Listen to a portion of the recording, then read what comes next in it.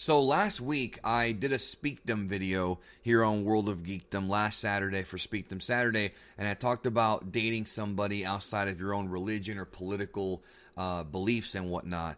And I want everybody to check out that Speakdom first before checking out this one. I'll leave a link to it down below and at the end of this video, because this is going to be sort of a follow-up to that Speakdom, because there's one thing I actually forgot to talk about when it comes to dating somebody of a different faith or of a different political perspective. I went over all of it in that video, like, you know, what you should understand, prepare for, compromise, children, communication.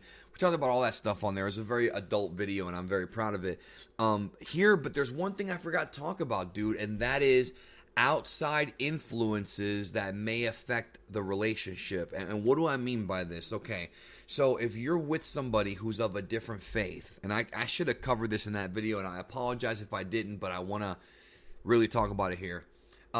Sometimes what ends up happening is they are influenced by people within that faith or within that group, that political structure, or that family structure to cause problems or possibly end the relationship. For example, let's say that you are an atheist and you date a Jehovah's Witness, right?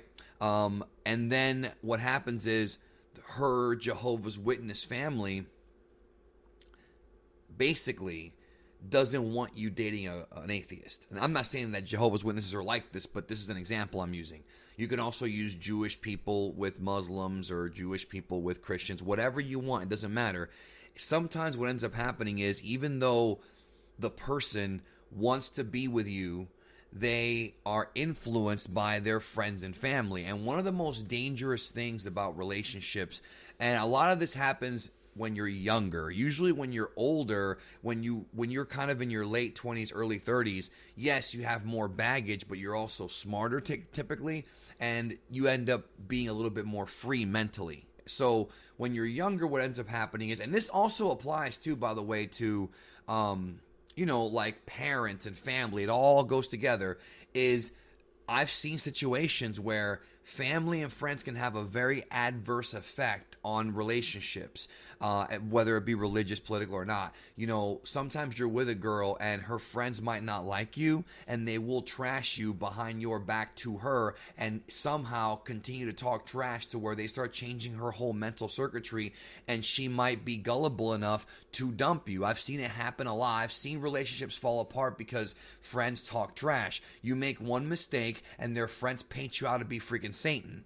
Some of y'all know what I'm talking about. I know some of y'all know what I'm talking about right now. And it goes both ways, too. I mean, you've seen situations where even if it's male to female, you know, your homies are going to have your back, right? I'm talking to the guys right now. They're going to have your back, but they might give you bad advice. They might tell you, oh, dump the broad, or tell her this, tell her that. And then you, being young and naive, are going to take their advice and you're going to give the wrong advice. Maybe somebody older, you're going to get the wrong advice. Maybe somebody older would give you better advice. So you got to be careful with outside influences. You know, and when it comes to like things like religion, it's really heavy there, you know, because girls and guys are going to sit there and, you know, everybody's different, but sometimes they'll sit there and they'll start to think like, okay, if I marry this person, you know, what's my family going to think? And it's gotten to the point where it's also racial. Like, people are naive enough to believe that racism is dead. That is very naive. Very, very naive, because there have been situations, and I've witnessed them with my own eyes, where a girl will bring home like a black boyfriend, and her family, who's a white girl, and her family will look at her weird, and her family will influence her not to date the black guy, sometimes very subtly. Sometimes this is very subconscious. You can see it in the body language. If you know how to read body language, you can usually tell when somebody's uncomfortable. They don't even know this guy. They don't even know if he's a good or a bad guy. He could be a sweet dude. He could be, you know, a guy with money. He could be a guy who's good for her. And they don't even, like, it doesn't matter because he's black or whatever. That it's a very interesting thing. And I'll be real with you. I'm going to keep it 100% real. If you're with somebody, dude, and they say they love you and they allow outside influences to hurt that relationship, they might not love you as much as you think they do, bro. Point blank. Because look, you know, I can speak from my own parents. This is going to sound like a fairy tale, but my dad and my mom told me the story about how when they first got together, my mom's family did not like my dad. And my mom fought with her dad about dating my dad. You see what I'm talking about? It's like a Shakespearean thing. You see it in Shakespeare. You know what I'm talking about? Romeo and Juliet, star-crossed lovers, you know? This is real stuff that happens. And it's unfortunate that it happens because sometimes the culture or the religious beliefs of a family can kill the relationship, because what they'll do is they'll beat it into her or him. They'll just keep beating it into them, you know, again, subconsciously or sometimes even straightforward, and they start to psychologically believe it themselves. You know what I mean? It messes up their whole mental circuitry. And those people are, again, really gullible people, and I don't think that they truly love you unconditionally, because if they did, they wouldn't just leave you like that because their mom told them to, or because I don't know if I should marry a person who's who's black or Mexican or whatever. You know what I mean? I don't know if that's a good idea. Like, that's not even fair, bro. That is not even fair. Or in relation to my last video, before you even have the discussion about children, before you even have that discussion I talked about in the last video, it's going to turn into, I don't know if I want to even have this discussion because, I'm Jewish, and I don't know how my parents are going to feel about this. And even though he makes me feel really special, or she makes me feel really special, it could end up being, I could hurt my family. And it sucks because, they love their family, but it's like they want to keep order in their life. So they're not willing to like take that step to be a rebel. You see what I'm talking about? And I'm not saying you have to be a rebel here, but this could happen to you on the receiving end of this heartbreak. And if it does, then it's definitely just not meant to be. You gotta just look at it like that. Like if she didn't love you enough to say screw the family and at least give you a chance, dude. We're talking about like give you a real chance here, man. Like, I'm talking to men and women. I'm just saying dude because I always say dude and man and bro. That's just how I talk. That's how I grew up talking. But you get what I'm saying. I'm talking to men and women, even though most of my audience is guys. It just happens like that. And, I've seen situations, dude, where a dude will try really hard to be with a girl and even go so far as to go to church with her or vice versa. But I've seen it with a guy and a girl. I'm actually talking about real people I know. He's gone to like church with her, right? And done all these things, even though he doesn't believe in her religion. And she still is like, well, I just don't want to be with you because of X and Y. But I did talk about in the last video how, do you really want to be with somebody who's just doing it to make you happy, even though they don't believe in it? Again, it doesn't matter that much to you as long as you and your children are okay.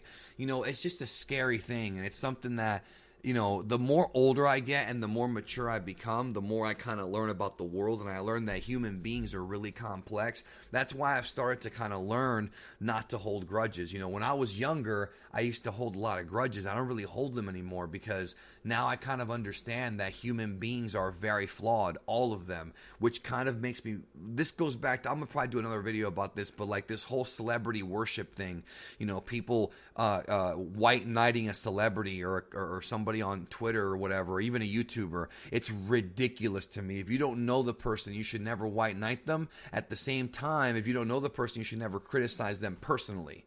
Because you're an idiot. You're a jackass if you do that. You know what I'm saying? And I know because I've seen people do both things to me. You know what I'm saying? I've been on the receiving end of both.